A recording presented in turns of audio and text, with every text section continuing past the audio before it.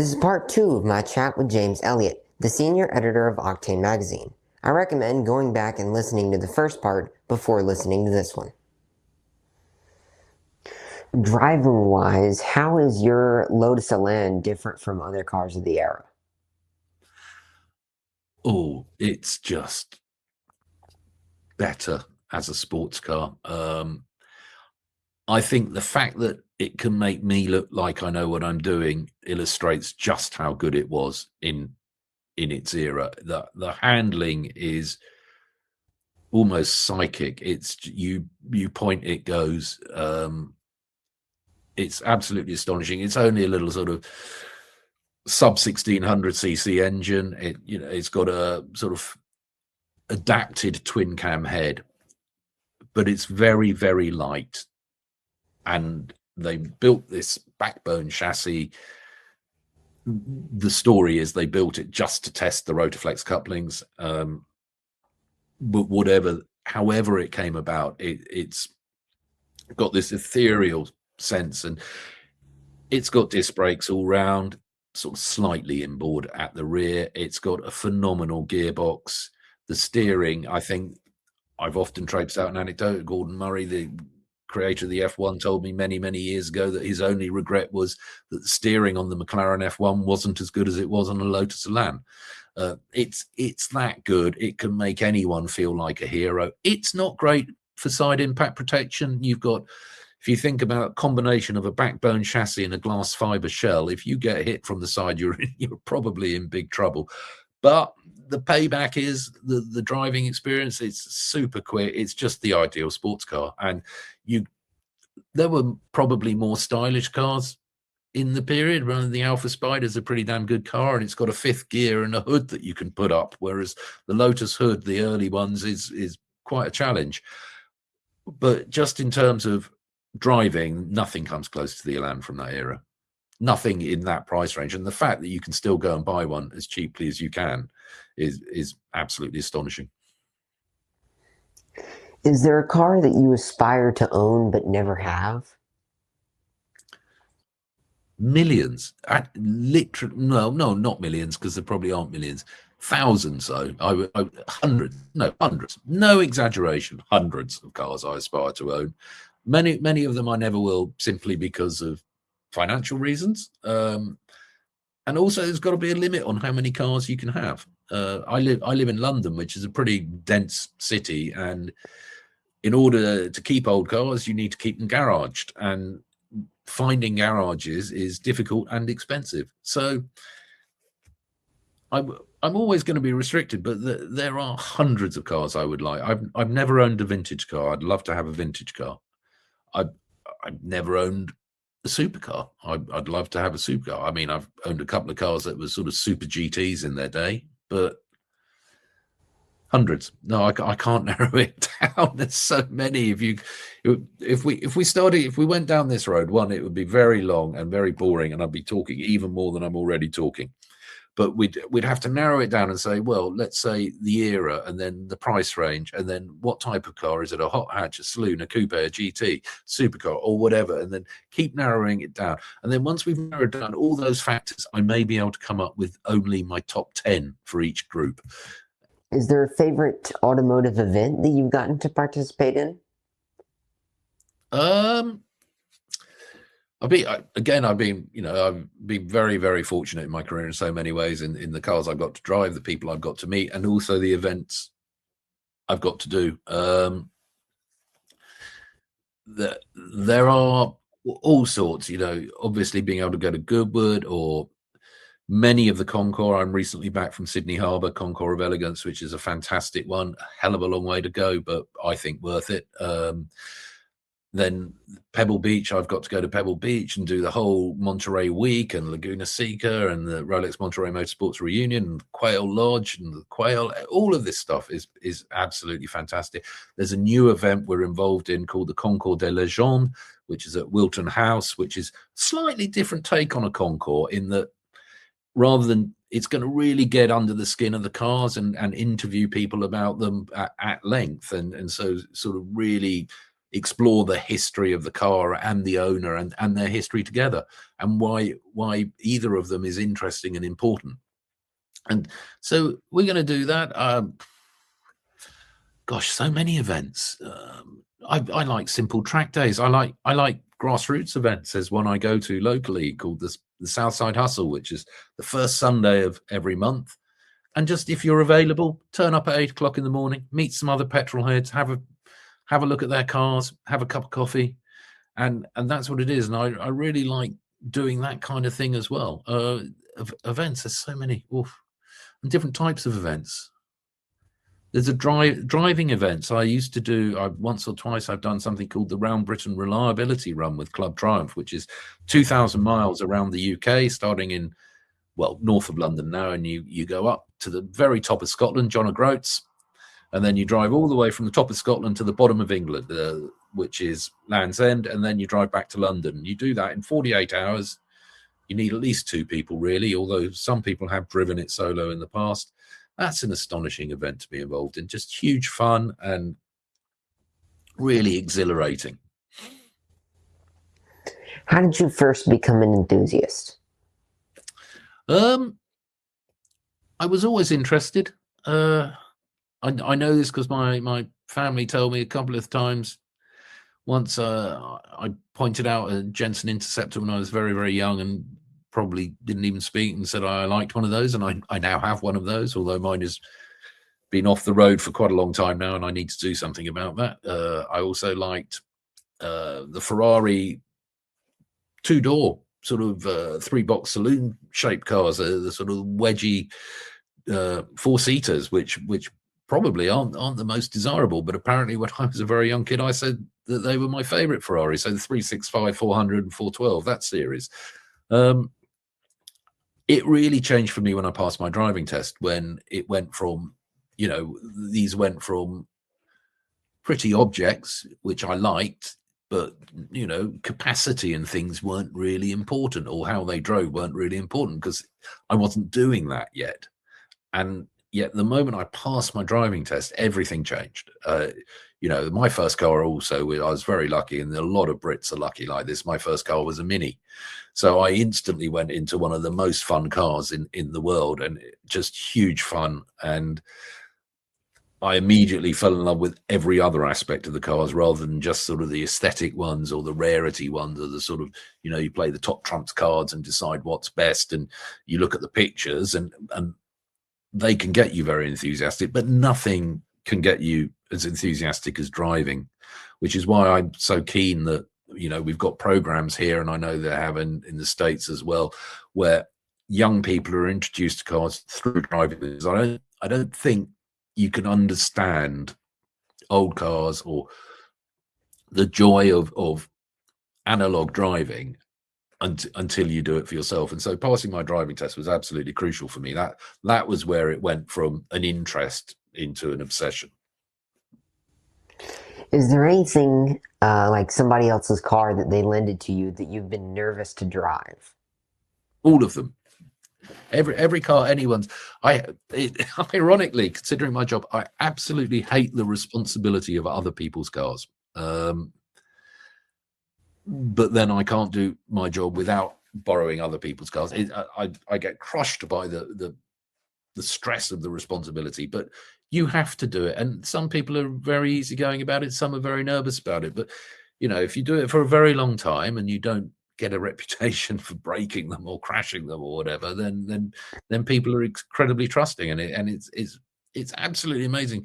I've always tried to be very good at loaning my cars to people, as a result that, my entire job and what we do as a magazine depends on the faith and generosity of people to loan us their cars. And it's astonishing that people are really happy to do that. And I hope that we treat their cars with the respect that they deserve, and even though we sort of need to drive them to understand them, that we treat them as if they were our own, and we treat them with the same sort of passion and love as we would our own cars. And people you know, sometimes what you get is a situation where cars become available because they're for sale. And you often get readers will write to the magazine and say, oh, are you only ever doing auction cars? That's because they're available. These cars will sit in a private collection for decades. But if something really special is coming up for sale and an auction house rings you up and says, you've got, you know, would you like to drive this? And you know, this is possibly, it might get sold into another private collection. It might not see the light of day for the next 20 years. So this might be your one opportunity to do it. And so you get in there and do it. But then other times people sort of private owners just do it for the joy of seeing their car in a magazine or the experience being shared. And we're just a conduit really for other people's enthusiasm for their cars. So we will go and see their cars and drive their car and hopefully experience a little bit of what makes it so special to them, and then pass it on to another group of people through what we write. What all collections have you been to? Collections? Oh, all sorts. I've never been and visited any of these very secretive ones in the Middle East that you see a lot of social media about. But you know, a lot of museums are in essence collections. For example, the much missed Mullin Museum in LA was a collection that became a museum, or the Simeone Museum. That's the same thing. That was Fred Simeone's absolutely incredible collection of sports racers that became a museum. Or last year I went to one called the Auto Museum Nationales in Germany, which is grown out of the private collection of a guy called Friedhelm Loh, who's quite a private guy. Well, he's very well known because he's an extremely big league industrialist and is very, very well known in Germany. But as far as his classic cars have gone over the years, he's been pretty discreet about it. But he's turned his personal collection into a museum, and it's supplemented cars with cars from other private owners and other museums and manufacturers. But it's absolutely astonishing. That's possibly the most memorable collection I've visited recently in terms of sheer scale and the importance of the cars. In that, to look at these cars and you think, yes, it's a museum. That's absolutely right. This car belongs in a museum. But then to think that it's privately owned rather than treated like a national treasure. So you get Brooklands Museum in the UK, where there's a car there, the Napier Relton, which was sold to the nation. And the purchase of this car by Brooklands was partially funded by the National Lottery here, and sort of, so more or less publicly funded. And I think that a lot of cars should be treated like that. You know, all over the world, you've got cars that are of national importance, and they should be brought into the nation and kept for the nation. If you could give one piece of advice to someone just becoming an enthusiast, what would it be? Oof. That's a tough question. I'm going to say don't do what I did, and I continue to do, and I will always continue to do because of my deeply flawed personality. And what this is I will find that a car that I like and I can just about afford, and I will buy the worst possible example of that because that's the only one I can afford. And if you're just getting into it, you want to have a nice, clean experience. You want to, I'm not saying you don't want to learn how to do stuff mechanically. You don't want to, some people probably are looking forward to doing stuff mechanically, but you want to get a car and enjoy the car and go out and drive it. And you want it to be relatively cheap and affordable. You don't want to spend a fortune either yourself or paying other people to sort a car out. So don't buy the worst example of the best car. Buy the best example of a lower car. It's the same with houses where they say, you know, never buy the best house on the worst street, buy the worst house on the best street. And it's like that. So if you've got a £10,000 budget, don't buy a car where £10,000 is a pretty touch and go example, and it's going to require investment, whether that's time or money or both, most likely, for you to be able to enjoy the car. Buy a a £10,000 example of a car where you could otherwise go and buy one for half that, but the £10,000 one is going to be on the button. It's going to be reliable. You're going to get some really good fun motoring out of it before anything goes wrong. Do that, and then enjoy it first, and that's how your enthusiasm will become cemented and last for a lifetime. You know, plenty of time to mend cars later. Go and just buy one to get out there and enjoy it to begin with. What is it like to judge at a Concours d'Elegance? Stressful, because you say, yes, please, I'd like to go and do that, and you think it's going to be easy, and then you meet all the owners, and then it becomes very difficult because you can see how passionate they are about their car and how disappointed they're going to be if it doesn't win. And you sort of go there thinking it's going to be quite easy. Quite often you begin sent the list of cars before you even get anywhere near a Concours, and you think, well, that's going to win. And then you get there and you may find somebody else with something else who just wins you over. So it's really difficult because every time I forget until I get there quite how much it means to the people who've entered their cars to that Concours, and quite how disappointed they're going to be if their car doesn't win or doesn't get a mention. And also, you know, there's different levels of Concours judging. There are some pretty well-trained judges out there who spend months researching cars and looking at sort of screw heads to see whether it's a Phillips or a flathead or whatever, or looking at exhaust mounts to make sure everything is absolutely correct. I don't really do that sort of judging because I always take the view that wherever I go and whatever I do, an owner of a car, if they've owned it for any time, is going to know more about it than I can ever possibly know. And it's sort of an opportunity for me to learn from them. And even though they sort of say, whenever you're judging any Concours, you must vote with your head, don't vote with your heart. Vote with your head, don't vote with your heart. I will always vote with my heart. There will be something every time that just wins me over and charms me, and I want that car. And I find it very difficult, but you very rarely judge on your own. And this is precisely why they always pair people up, or you go around in a group of 3 or whatever to judge, so that when I say, oh, this crazy thing over here, it must win just because I think it's super cute and it's won me over, somebody else will be there out of the 3 people. Somebody else, hopefully more sensible, will rein me in and go, it is cute, but this is a historically important car that's in Concours condition, so maybe we should give it to that. And then between you work it out, and you always come up with more or less the right result, I would hope. You briefly mentioned the reliability challenge. What were some of the biggest challenges about that event? Staying awake.